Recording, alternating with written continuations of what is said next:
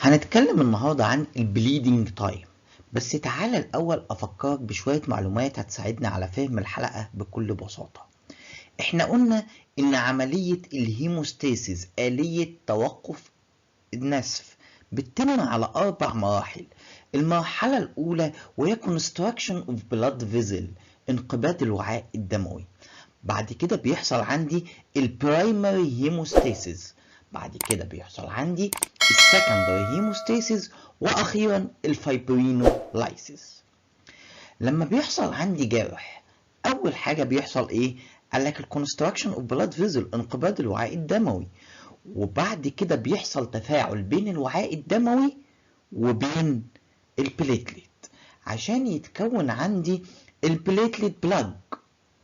طيب الصفائح بيساعدها الفون براند فاكتور عشان تمسك مع الوعاء الدموي، وبالتالي لو عندي مشكلة في الفون براند فاكتور هيحصل عندي ان الصفائح مش هتمسك في الوعاء الدموي، فهيزيد عندي نسبة البليدنج تايم. كل ده اسمه البرايمري هيموستاسيس. تمام؟ طب تعالى افكرك اكتر، البليتلت بلاج اتكونت ازاي؟ قالك بتتكون على 4 مراحل. المرحلة الأولى وهي مرحلة الاديهيشن، المرحلة الثانية وهي مرحلة الاكتيفيشن، المرحلة الثالثة وهي مرحلة الاجريجيشن، والمرحلة الأخيرة وهي مرحلة الفيوجن. لما بتحصل ال4 مراحل دول بتتكون البليتلت بلاج زي ما انت شايف في الصورة قدامك. ركز معايا قوي، تعال نشوف أول مرحلة في تكوين البليتلت بلاج. قالك هي مرحلة الاديهيشن. لما بيحصل جرح الوعاء بينقبض، وبعد كده بيحصل تفاعل بينه وبين مين؟ قالك بينه وبين البليتلت. مين اللي بيساعد البليتلت انها تمسك مع الوعاء الدموي اللي حصل فيه جرح؟ قالك الفون براند فاكتور. تمام؟ كل اللي انا بحكيه ده في البرايمري هيموستاسيس. ركز معايا في الصورة اللي قدامك دي، عندك البليتلت واخدة اللون الاصفر، والفون براند فاكتور موجود قدامك اهو ما بين البليتلت والبليتلت. وبالتالي لو حصل ديفكت في الفون براند فاكتور، هنا هيحصل عندي ان الصفائح ما تمسكش في الوعاء، وبالتالي ما تتكونش عملية الهيموستاسيس.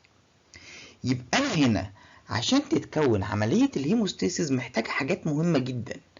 قالك محتاج وعاء دموي يكون كويس، ومحتاج صفائح دموية تكون كويسة، ويكون عددها كافي وبتشتغل بنسبة كويسة. يبقى أنا مطلوب مني أعرف البليتلت من حيث الفانكشن الوظيفة ومن حيث الكاونت. تمام؟ ركز معايا أكتر، البليتلت النسبة الطبيعية بتاعتها كام؟ قالك النورمال بليتلت من 150,000 ل 450,000. لو النتيجة بتاعتك أقل من 150,000 للزان 150,000 بنسميها ثرومبوسايتوبينيا، انخفاض نسبة الصفائح الدموية. ولو أعلى من 450,000 يعني مور ذان 450,000 بنسميها ثرومبوسايتوزيس، ارتفاع الصفائح الدموية. طب تعالى أقول لك كم معلومة مهمين قوي هيساعدوني في الانتربريتيشن. نتفق اتفاق إن ممكن يكون عدد الصفائح كويس جدا، بس ما بتقومش بدورها، عندها مشكلة في الفانكشن بتاعتها. هنا هيحصل مشكلة في البرايمري هيموستاسيس هتؤدي في النهاية لزيادة في البليدنج تايم.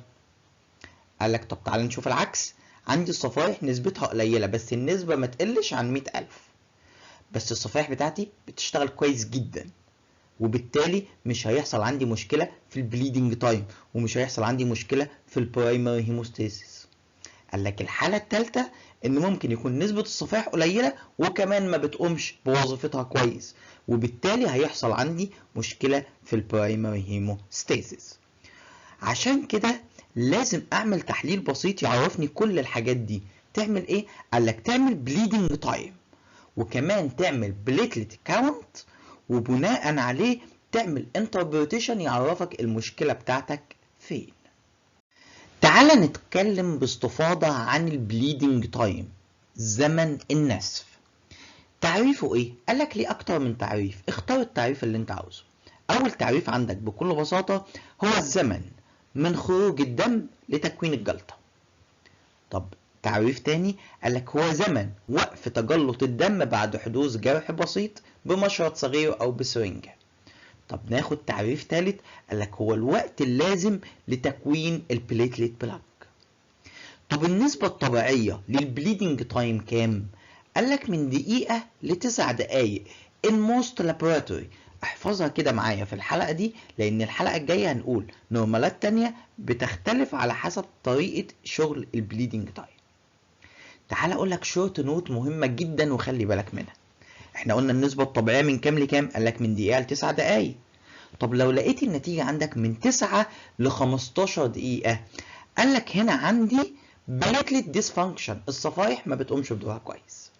طب لو النتيجة زادت عن 15 دقيقة، قالك هنا انت بتوقف التحليل وبتضغط كويس على الجرح، لان الحالة بتكون كريتيكال، الحالة حرجة.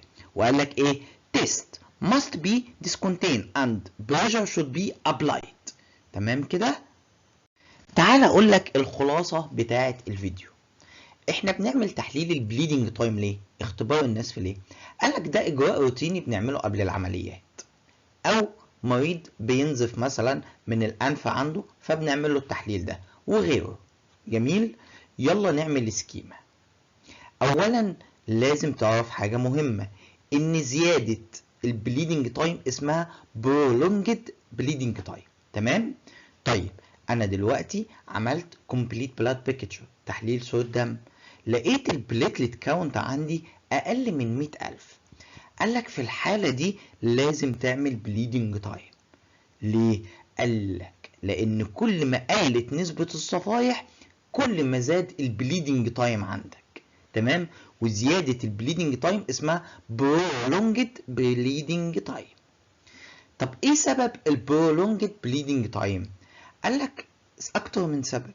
بليتلت فانكشن، الصفيحة ما بتقومش بوظيفتها، في مشكلة في الفانكشن بتاعت الصفيحة. تاني حاجة الفون فيلبراند فاكتور، في مشكلة فيه، فالصفائح ما بتمسكش مع الوعاء الدموي. قالك ممكن يكون عندك مشكلة في البون مارو. قالك كمان disorder of blood vessel، عندك مشكلة في الوعاء الدموي نفسه. evolution of prolonged bleeding time. احفظ السكيما اللي هقولك عليها دي زي اسمك بالظبط. لو انت عملت تحليل البليدنج تايم ولقيت النتيجة بتاعته اعلى من الطبيعي، اجري اعمل بليتلت كاونت. لو لقيت نسبة الصفائح الدموية طبيعية نورمال كاونت، عندك مرض من 3، يا فون فيلبراند فاكتور ديزيز، يا اما بليتلت ديسفانكشن في مشكلة في كفاءة الصفائح، يا اما فاسكولار ديس اوردر عندك في مشكلة في الوعاء الدموي. طب لو لقيت نسبة البليتلت اقل من الطبيعي، قالك بص يا سيدي تعمل بون مارو اكزامينيشن، تعمل فحص للنخاع. لو لقيت الميجا كاريوسايت الخلية الام اللي بتنتج الصفائح نسبتها نورمال او انكريزد او زيادة، هنا معناه اللي انت عندك increased destruction of platelet، عندك تكسير كبير جدا للصفائح، فالميجا كاريوسايت نسبتها عالية. طب لو لقيت الميجا كاريوسايت بتاعتك decreased نسبتها قليلة، قال لك هنا عندك decreased production of platelet، عندك في مشكلة في انتاج الصفائح. دي كانت حلقة النهارده بكل بساطة في البليدنج تايم. الحلقة الجاية هنتكلم عن ازاي تشتغل البليدنج تايم في المعمل بأكتر من طريقة والنورمالات الخاصة بيها. حلقة مهمة جدا فاستنوها بإذن الله. هستنى الكومنتس بتاعتكم رأيكم في التعليقات، ولو عجبتك الحلقة النهارده ما تنساش تعمل لايك للفيديو وشير للقناة سبسكرايب عشان يوصلك كل جديد. كان معكم كابتن أنس، باي.